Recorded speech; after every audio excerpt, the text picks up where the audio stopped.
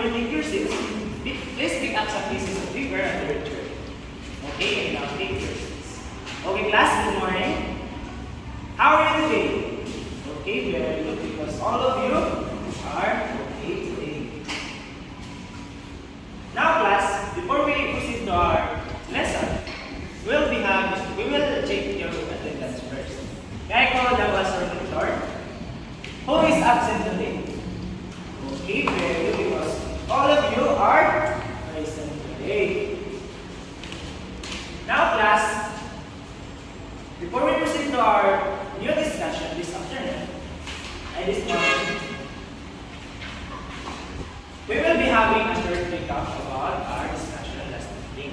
Are we clear, class? Okay, very good. Now, class, what was our topic last meeting?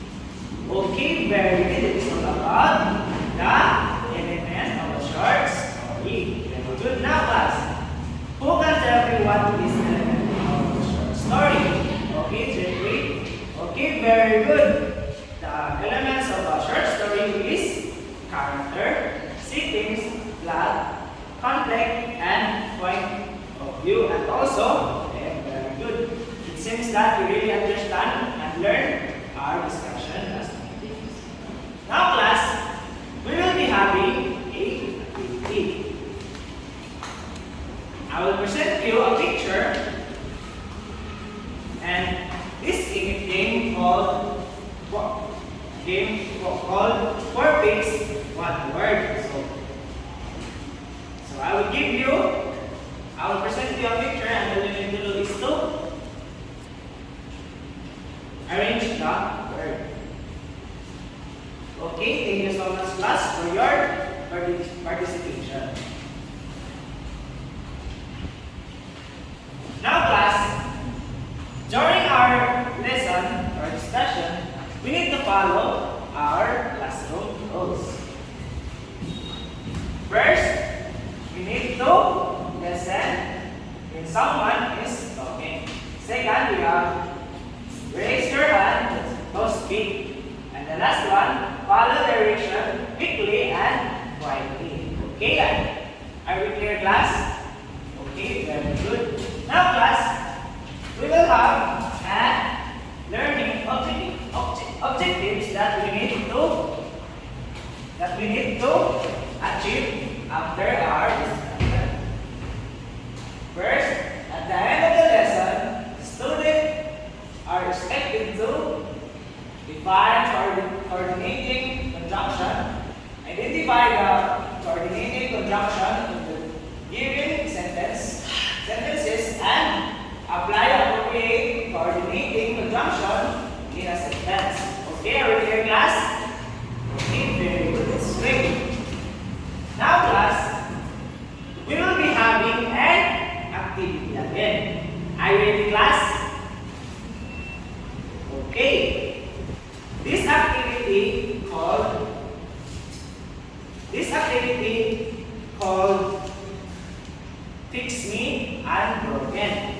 I will divide you into 3 groups, and I will give you a picture that you need to fix it. Okay, are we clear, class? I will give you 5 minutes to finish the activity.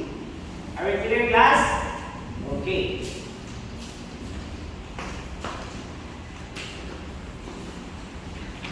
Okay, thank you so much, class. Now, class, what do you think the picture all about? Okay, very good. It is all about a mother love. Very good.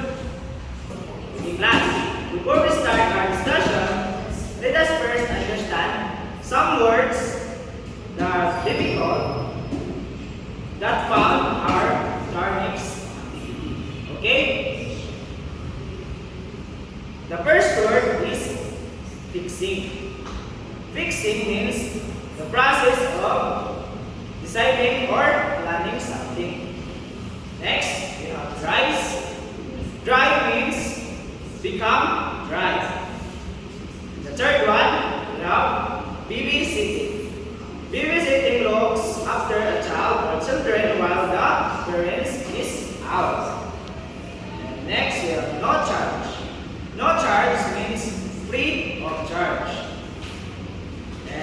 Worries means state of anxiety, uncertainty over actual or potential problems.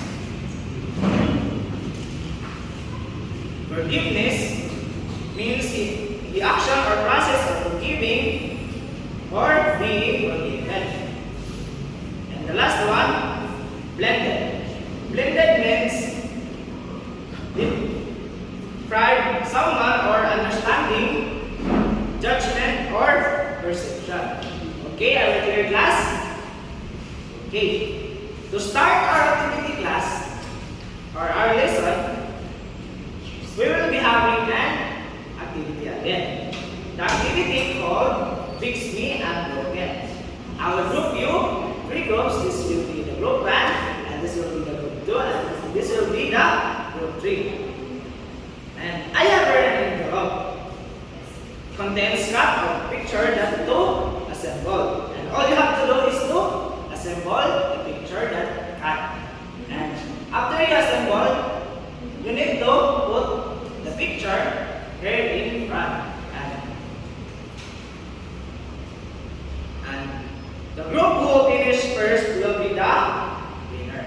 Okay? So you will start now. Okay, class. How was the activity? Are you enjoying? Okay, very good. What do you observe the picture? What is all about the picture, class? Okay, very good. It's all about a mother love. Very good. So, class, do you like reading story? Okay. I will read a story, and all you have to do is the lesson and understand. Because after the story, I have some question prepared. Are we clear, class? Okay. Now, class,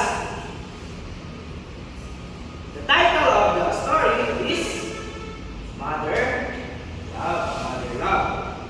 And one day, a little boy come up his mother in the kitchen. One evening, while she was fixing and handed her pieces of paper that he had been writing on, after his mom dries her hands on an apron, she reads it, and this what said: for cutting the grass, 5 pesos; for cleaning up my room this week, 1 pesos; and for going to the store for you, 50 pesos; for babysitting my kid brother and sister, 25 pesos; and taking out taking out the garbage, 2 pesos. The total is 84 pesos. Will his mother give him a look, and the boy could see the memories flashing through her mind. She picked up the pen, turned over the paper he written on them, and this is what she wrote: For the months I cried, while you will grow inside me, no charge. For the night that I've sat up with you, decorated and framed for you, no charge. For all times and for the tears that you caused through the years, no charge. For all the nights that was filled with drive and for the worries I know were ahead, no charge. For the toys, food, and clothes, or even wiping your noise, no charge. Son, you add it up, that cost of my love is no charge. When the boy finished reading what his mother had written, there were big tears in his eyes. So, he asked forgiveness from his mother and said, Mom, I sure do love you, but I was blinded by my personal intention. That he took that pen and read big letter he wrote, paid in full. Okay. Now class,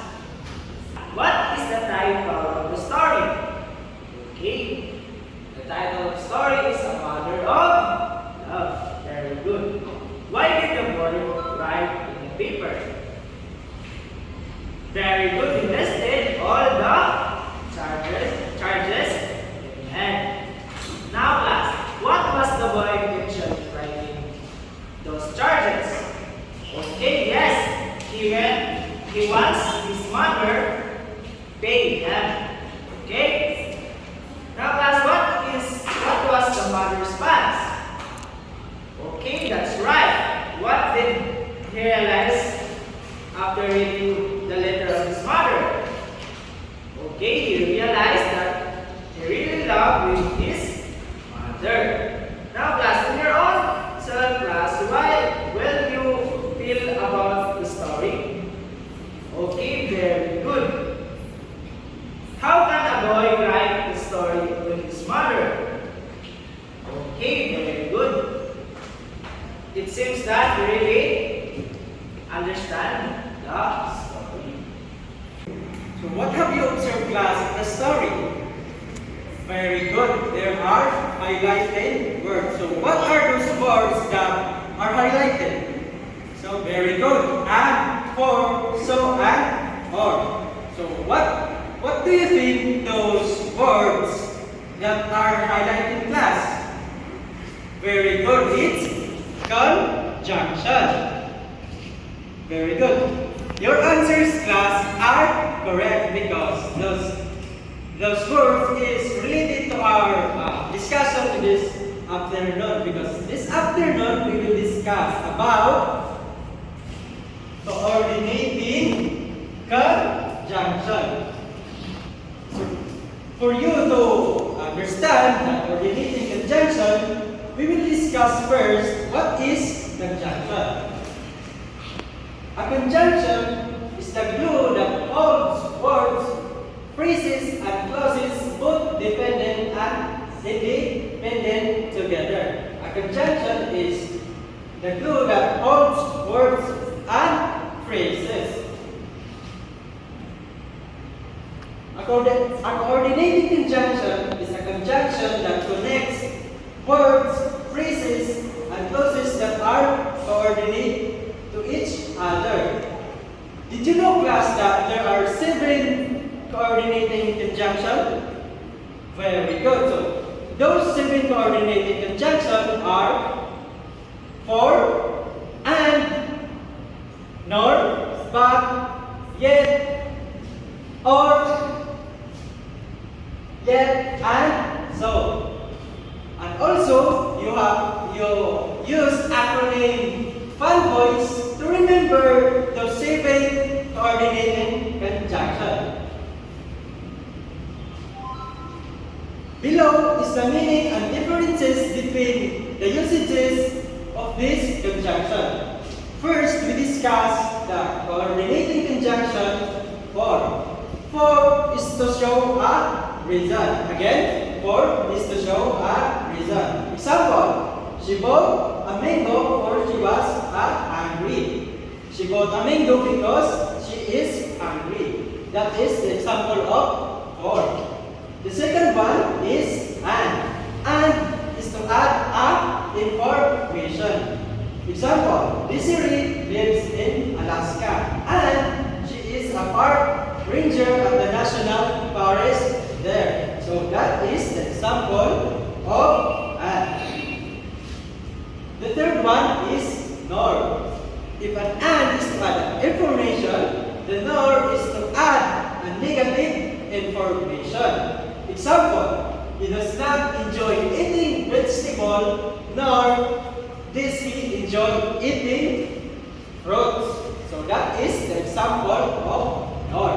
And now, the fourth one is but. But is to show contrast. Again, the but is to show contrast. Example, the class was difficult, but everyone ended up receiving a passing grade. The fifth one is or, to give a choice. Again, class,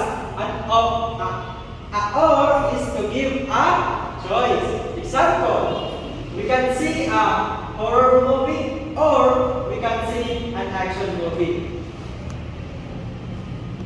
The next one is yet. Yet is to show concision and contrast. Example, the test was difficult, yet everyone received higher than a C grade.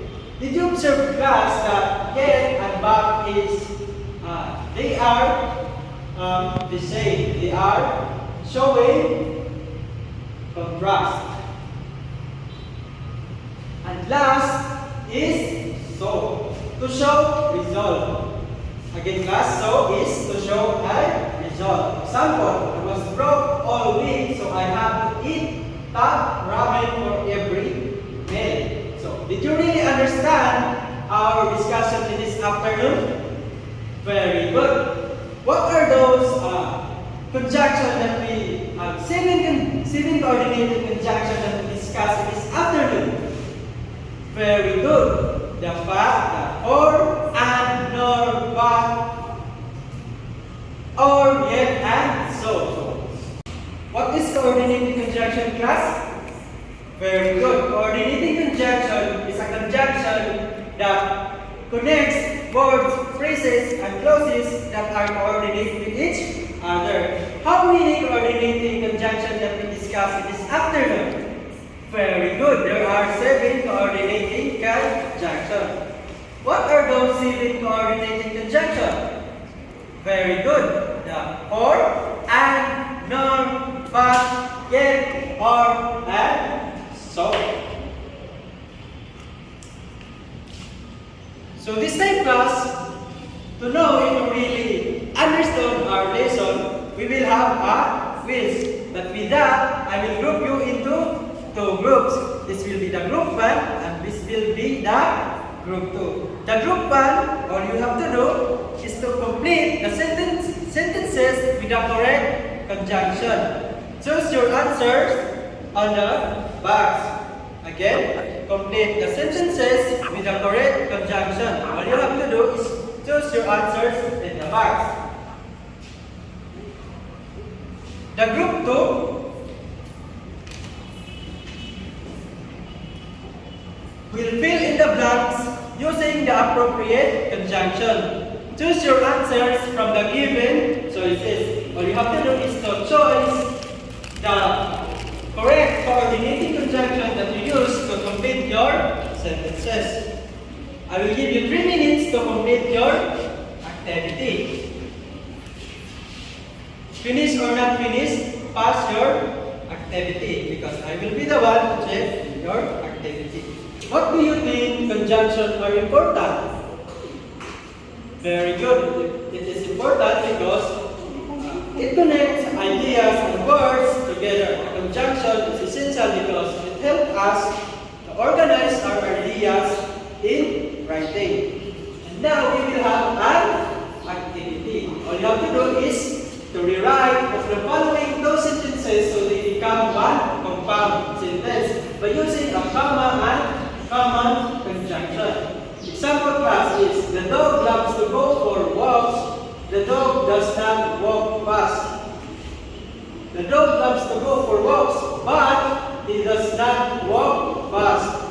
The coordinating conjunction that they use is but to make their sentence become one compound.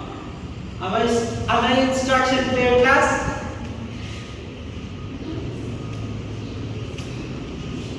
Finish or not finish, pass your paper. Before we proceed to our assignment class, let's go back to our learning objective if we really achieve our learning objectives. Define coordinating conjunction. Identify the coordinating conjunction in the given sentences and apply appropriate conjunction in a sentence. And that class, we will have an assignment. All you have to do is to make a clear and coherent sentences by using any of the conjunction found below. Write your answers on your answer sheet. Put the appropriate punctuation mark whenever applicable in a sentence. you will write your assignment in your notebook. So, everybody's done? Goodbye, class.